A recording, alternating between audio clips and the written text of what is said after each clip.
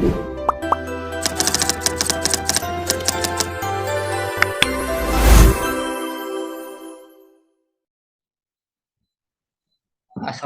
warahmatullahi wabarakatuh.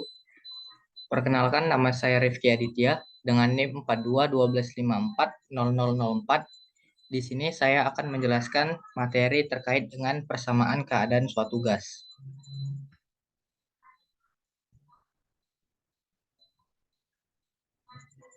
Jadi materi yang akan saya jelaskan yang pertama ada keadaan gas, yang kedua ada gas ideal, yang ketiga ada hukum gas ideal, yang keempat ada contoh penerapan dalam kehidupan sehari-hari, yang kelima ada gas nyata, yang keenam ada keadaan kritis, dan yang terakhir yaitu perbedaan gas ideal dan gas nyata.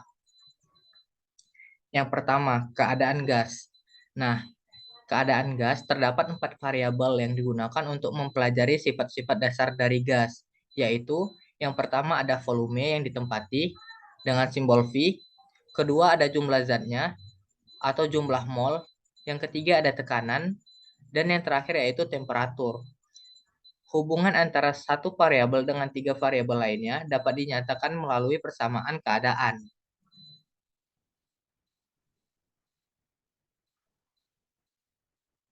Nah, untuk rumus tekanan yaitu P sama dengan F per A sama dengan M dikali A per A.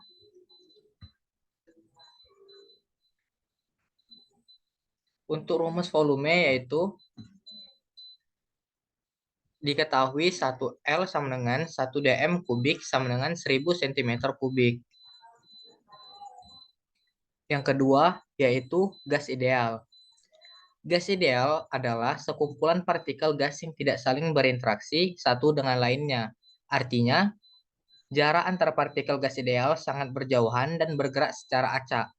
Adapun sifat-sifat gas ideal yaitu yang pertama, molekul-molekul pada gas ideal diasumsikan tersebar secara merata. Yang kedua, memiliki partikel-partikel gas yang jumlahnya sangat banyak dan tidak ada interaksi antar partikel gas. Yang ketiga yaitu tidak ada gaya tarik-menarik antara partikel satu dengan partikel gas yang lain.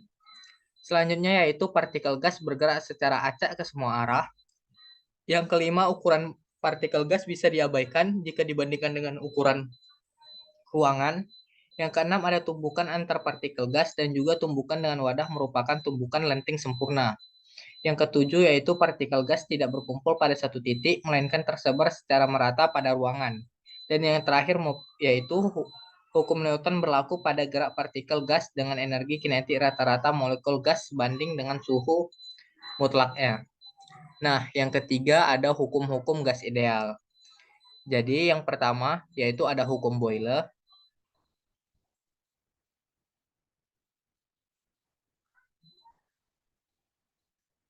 Dengan rumus P1 V1 sama dengan P2 kali V2 atau PV konstan. Contohnya misalnya 1 ATM dikali 5,0 liter sama dengan 2,5 ATM dikali dengan V2. Maka V2-nya yaitu 1 ATM dikali dengan 5,0 liter per 2,5 ATM sama dengan 2,0 liter.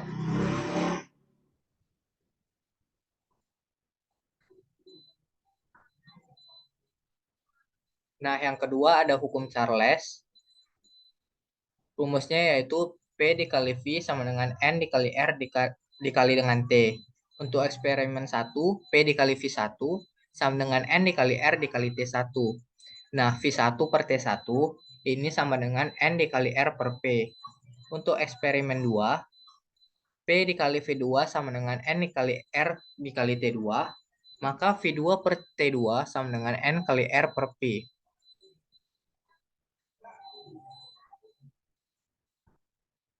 Yang ketiga ada hukum Gay-Lussac. Yang keempat ada gabungan hukum gas dengan rumus P1 V1 per T1 sama dengan P2 kali V2 per T2. Nah, yang kelima ada hukum Avogadro. Menurut hipotesis Avogadro, bahwa pada kondisi suhu dan tekanan yang sama, Gas-gas yang berbeda tetapi mempunyai volume yang sama akan mengandung jumlah partikel yang sama. Pada P dan T tetap berlaku. Ini merupakan gambar perbandingan volume dan jumlah mol gas pada suhu dan tekanan tetap. Hukum Avogadro dapat dirumuskan yaitu N1 per V1 sama dengan N2 per V2. Kemudian yang keenam ada hukum Dalton. Nah, hukum Dalton ini menyatakan bahwa tekanan total dari campuran gas merupakan jumlah tekanan parsial masing-masing gas yang ada dalam campuran tersebut. Secara matematika dapat dirumuskan dengan P total sama dengan PA ditambah PB ditambah PC dan ditambah seterusnya.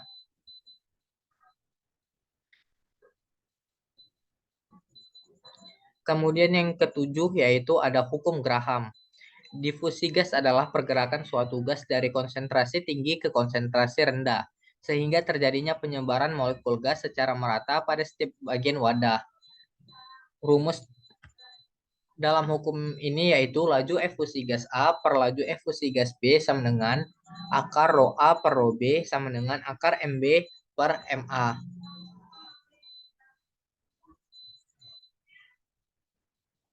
Yang keempat yaitu penerapan gas ideal dalam kehidupan sehari-hari. Yang pertama yaitu ban motor menjadi kempes. Ketika kita sering menggunakan motor, motor akan menjadi panas. Bukan hanya pada mesin saja yang panas, namun juga terjadi pada bodi dan pada ban. Ban motor malah sering bersentuhan dengan aspal yang tentunya panas sekali. Pada saat ban ini panas, maka suhu pada ban akan meningkat. Ketika suhu meningkat, otomatis tekanan di dalam ban juga akan meningkat, sesuai dengan formula gas ideal. Ketika motor lama tidak digunakan, menyebabkan suhu pada motor dan ban menjadi dingin. Jika motor disimpan di rumah dengan lantai batu, maka ban akan lebih dingin lagi. Hal inilah yang menyebabkan suhu pada ban menurun. Ketika suhu ban ini turun, maka tekanan di dalam ban akan berkurang. Hal inilah yang menyebabkan ban motor menjadi kempes setelah lama tidak digunakan. Nah, yang kedua yaitu botol menjadi kempes. Pada saat air hangat dituangkan ke dalam botol, kemudian menutupnya segera, maka lama-kelamaan suhu pada air hangat sedikit-sedikit akan turun menyesuaikan dengan lingkungan di sekitarnya. Turunnya suhu pada air ini menyebabkan rumus gas ideal bekerja, yaitu ketika suhu turun akan menyebabkan tekanan di dalam botol menjadi turun. Nah, hal itulah yang menyebabkan botol tersebut menjadi kempes atau seperti tersedot. Kemudian yang ketiga yaitu konsep gerakan piston dalam mesin. Konsep pada mesin sebenarnya sederhana sekali, menggunakan teori gas ideal, di mana bila volume diperkecil secara otomatis, tekanan menjadi besar dan menyebabkan suhu menjadi naik. Ketika piston bergerak, maju mundur melakukan suatu pekerjaan yang berfungsi untuk mengubah volume tabung atau silinder piston agar mendapatkan suhu yang tinggi. Pada kondisi suhu yang tinggi, bila disemprotkan kabut minyak, solar atau bensin dapat menyebabkan ledakan di dalam tabung piston. Ledakan ini menyebabkan piston bergerak maju mundur kembali seperti semula. Yang keempat yaitu ada tembak mainan. Di dalam tembak mainan ada namanya klep dan tabung klepnya. Klep ini seperti halnya piston. Ketika tembak mainan ditarik ke belakang untuk menembakkan peluru, otomatis klep ini akan ikut ke belakang.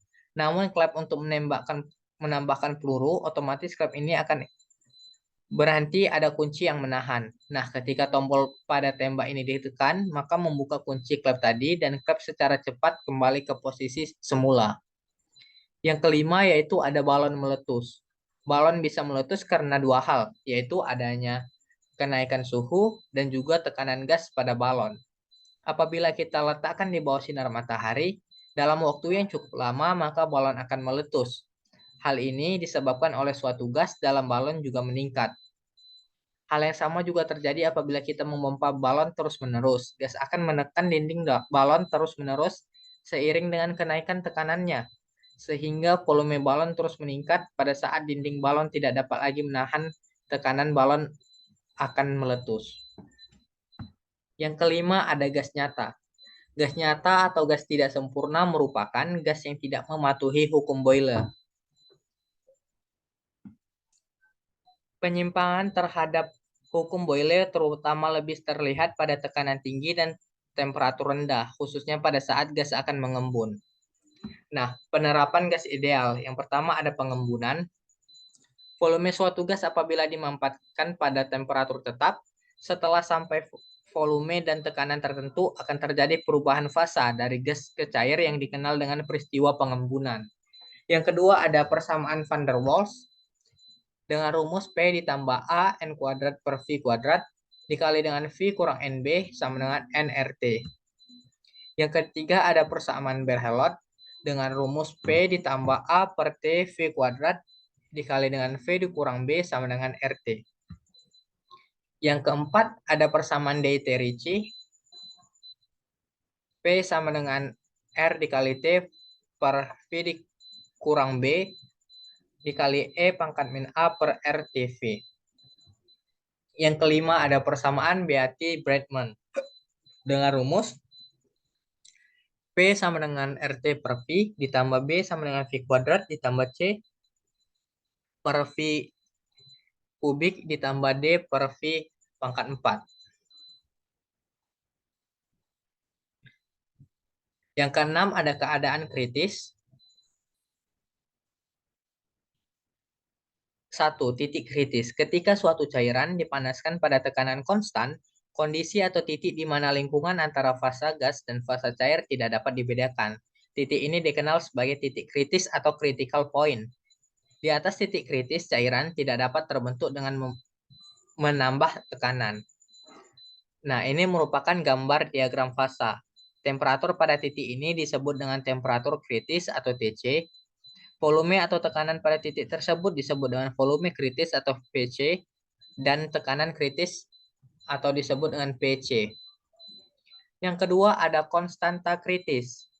Isoterm pada temperatur kritis atau TC memiliki peran khusus dalam teori keadaan materi. Seperti terlihat pada gambar diagram fasa yang ada di atas, suatu isoterm pada fraksi dari TC menggambarkan perilaku di bawah TC. Nah, ini merupakan tabel titik kritis beberapa bahan, dari mulai aluminium, amonia, argon, besi, bromin, sampai dengan wolfram dan xenon. Yang ketujuh yaitu perbedaan gas ideal dengan gas nyata. Perbedaannya dari sifat, volume gas ideal yaitu volume molekul gas diabaikan, kemudian volume gas nyata yaitu volume molekul gas sejati ada. Dari sifat interaksi, gas ideal tidak terdapat interaksi antar molekul gas. Dari gas nyata terdapat interaksi antar molekul gas. Jika dilihat dari sifat fase, gas ideal selalu dalam fase gas, sedangkan gas nyata dapat menjadi cair dan padat atau titik kritis. Nah, sifat persamaan pada gas ideal yaitu persamaan gas ideal, sedangkan sifat persamaan pada gas nyata yaitu persamaan keadaan van der Waals. Nah, kesimpulan yang dapat diambil yaitu dari paparan atau penjelasan di atas, maka sesuai dengan yang sudah dijelaskan, dapat ditarik kesimpulan yaitu gas dapat dibagi menjadi dua, yaitu gas ideal dan gas nyata. Gas ideal merupakan sebuah gas yang mematuhi persamaan gas umum dari PV sama dengan N dikali R dikali T yang disampaikan secara singkat, sedangkan gas nyata adalah gas yang tidak mematuhi persamaan gas umum dan menggunakan hukum-hukum gas hanya pada saat tekanan rendah. Sekian hasil penjelasan dari saya terkait keadaan suatu gas ideal. Wabillahi taufiq wa hidayah. Wassalamualaikum warahmatullahi wabarakatuh.